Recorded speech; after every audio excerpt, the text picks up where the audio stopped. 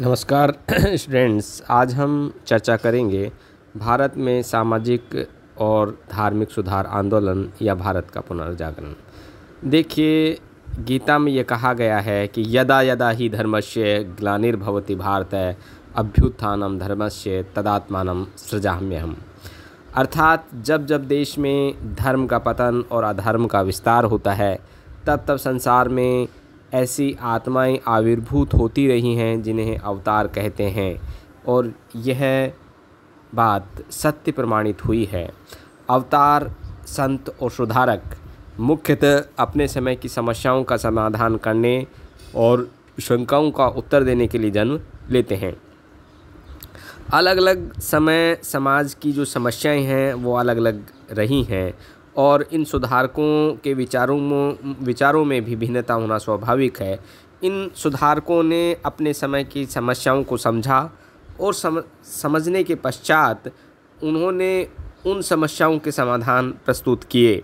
जैसे महात्मा बुद्ध का उपदेश हिंसा को त्याग का था, शंकराचार्य का उपदेश निराकार ब्रह्म के संदर्भ में था, कबीर ने निर्गुण भक्ति का उपदेश दिया, संत तुलसीदास ने सगुण भक्ति का शंखनाद किया। 19वीं शताब्दी के आरंभ तक भारतीय सभ्यता संस्कृति पश्चिमी सभ्यता और संस्कृति से पूर्णतः प्रभावित हो चुकी थी, क्योंकि भारत का जो नवयुवक था वो पाश्चात्य सभ्यता के प्रति एक आसक्ति रखता था। साथ ही अंग्रेजी शिक्षा के प्रचार के फलस्वरूप शिक्षित जो भारतीय थे वो पाश्चात्य साहित्य और ज्ञान को श्रेष्ठ मानने लगे। उनका अपनी सभ्यता और संस्कृति से विश्वास उठने लगा। भारत में ईसाईयत का प्रचार प्रसार होने लगा, और ये ईसाई मिशनरीज जो थे भारतीय धर्म पर प्रबल आक्षेप कर रहे थे।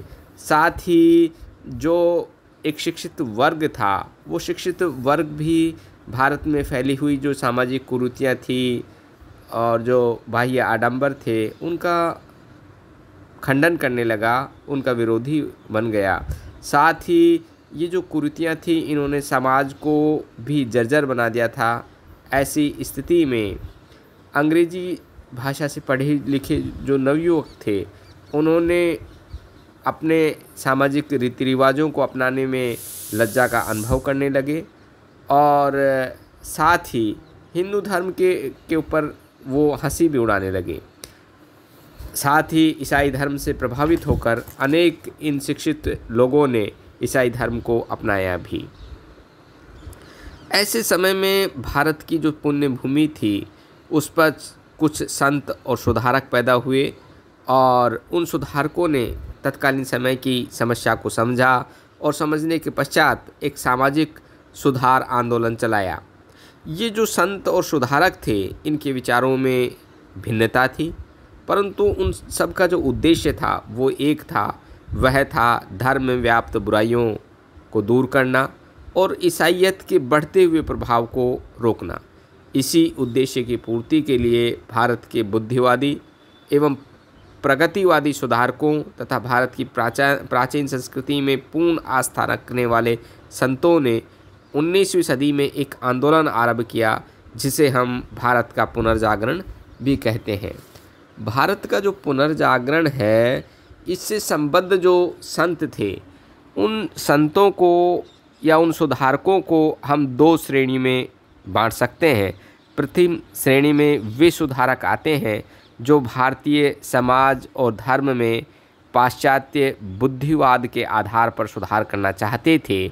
इस वर्ग के सुधारकों में उल्लेखनीय है जैसे राजा राम मोहन राय, केशव चंद्र सेन, देवेंद्र नाथ ठाकुर। साथ ही दूसरी श्रेणी में वो सुधारक आते हैं जो भारत की प्राचीन परंपरा के पोषक थे। वे धर्म और समाज में सुधार तो चाहते थे, परंतु वे सुधार प्राचीन भारतीय परंपराओं के आधार पर ही करना चाहते थे। उनका उद्देश्य हिंदुओं में अपने धर्म के प्रति गौरव को जागृत करना था। वे चाहते थे कि हिंदू अपनी रूढ़ियों को युक्ति युक्त ठीक करें तथा प्राचीन धर्म को अन्य धर्मों से हीन न समझें। इस श्रेणी के सुधारकों में प्रमुख रूप से थे स्वामी दयानंद सरस्वती है, रामकृष्ण परमहंस है, स्वामी विवेकानंद है। अब बात आती है कि ये समाज और धर्म सुधार आंदोलन जो हुआ, इसके पीछे कौन से कारक उत्तरदायी थे। देखिए, इसके कारकों की यदि हम बात करें या कारणों की बात करें तो भारतीय समाज और धर्म में व्याप्त जो दोष थे वो इसका एक कारण थे।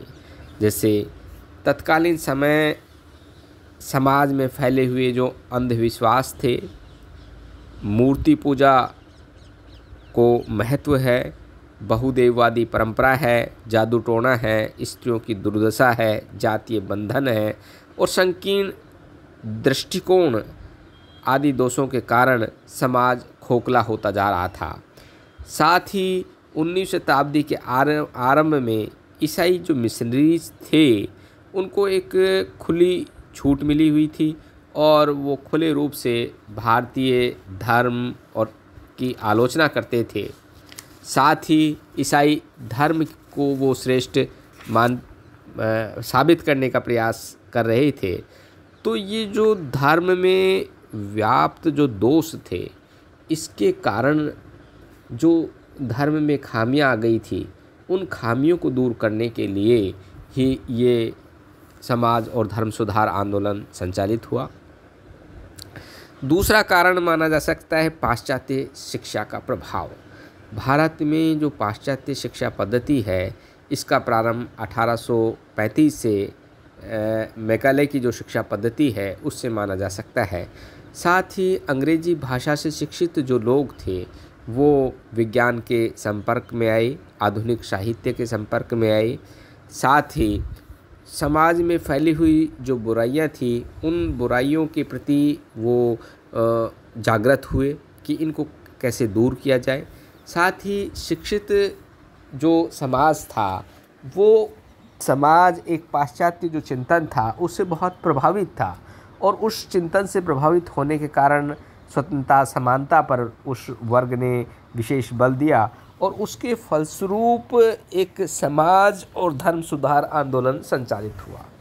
तीसरा कारण हम बात सकते हैं कि भारतीय जो समाचार पत्र और पत्रिकाएं थी, उनका भी एक विशेष योगदान इसमें था, क्योंकि भारतीय समाचार जो पत्र थे, उन समाचार पत्रों ने भारतीयों में एक जागृति पैदा की। साथ ही एक तत्कालीन समय की जो धार्मिक स्थिति थी, उससे एक विस्तृत क्षेत्र के लोगों को भिज्ञ करवाया। और यदि हम समाचार पत्रों की बात करें तो भारत में पहला अंग्रेजी भाषा में प्रकाशित होने वाला जो समाचार पत्र है वो बंगाल गज़ेट था। ये जो समाचार पत्र था, इसमें धार्मिक विषयों पर विचार विमर्श अधिक होता था। तत्पश्चात जैसे बंगाली भाषा में दिग्दर्शन प्रकाशित हुआ, समाचार दर्पण प्रकाशित हुआ। इसी तरह से बंकिम चंद्र चटर्जी ने आनंद मठ की रचना की और लोकमान्य तिलक ने जैसे केसरी और मराठा समाचार पत्र निकाले। इसी तरह से राजा राम मोहन राय ने मिरात उल अखबार निकाला। इन अखबारों से समाज में एक जागृति आई और इस जागृति के फलस्वरूप एक सामाजिक और धार्मिक सुधार आंदोलन संचालित हुआ। इसी तरह से एशियाटिक सोसाइटी की जो स्थापना हुई वो भी एक कारण थी कि बंगाल के अंदर 1784 में एशियाटिक सोसाइटी की स्थापना हुई और इस सोसाइटी ने समाज और धर्म सुधार जो आंदोलन था उसमें महत्वपूर्ण भूमिका अदा की थी। इस सोसाइटी के तत्वाधान में प्राचीन ग्रंथों और यूरोपीय जो साहित्य था उसका भारतीय भाषा में अनुवाद हुआ और विदेशी विद्वानों ने प्राचीन भारतीय साहित्य का अध्ययन कर उसका अंग्रेजी में अनुवाद किया। उस साहित्य में जो खूबियाँ थी, उन खूबियों के संदर्भ में व्यापक लेखन हुआ और एक भारतीय साहित्य के गौरव को पुनः स्थापित करने का जो प्रयास है, ये प्रयास भी इस एशियाटिक सोसाइटी के द्वारा किया गया, जिससे भारतीय लोगों में अपने साहित्य के प्रति एक गौरव का भाव पैदा हुआ। इसी तरह से इस एशियाटिक सोसाइटी ने भारतीय संस्कृति, कला और साहित्य को विश्व के सामने भी रखा और जिसका एक तुलनात्मक अध्ययन हुआ। और इस तुलनात्मक अध्ययन के फलस्वरूप भारत के लोगों में अपनी सभ्यता और संस्कृति के प्रति एक गौरव का भाव पैदा हुआ। तो इसके फलस्वरूप भी भारतीयों में एक जागृति आई और ये समाज और धर्म सुधार आंदोलन तेज़ी से संचालित होने लगा। इसी तरह से एक कारण माना जा सकता है छापे खाने का प्रचलन। देखिए, अंग्रेज़ों के आने के फलस्वरूप यहाँ छापे खाने की जो मशीन है उनका संचालन होने लगा और छापे खाने के प्रचलन के फलस्वरूप एक बड़े पैमाने पर समाचार पत्र प्रकाशित होने लगे, पत्रिकाएं प्रकाशित होने लगी, बड़े पैमाने पर पुस्तकें प्रकाशित होने लगी। और ये जब व्यापक पैमाने पर साहित्य लेखन हुआ तो उससे जो लोग हैं वो अधिक से अधिक लाभान्वित हुए और उनके विचारों में जागृति आई और वो कर्मकांडों से, बाह्य आडंबरों से दूर होने लगे। तो ये भी एक कारण था। इसी तरह से भारतीय जो मध्यम वर्ग था उसका भी एक महत्वपूर्ण योगदान रहा। ये जो मध्यम वर्ग था वो अंग्रेजी विचारधारा से परिचित था। साथ ही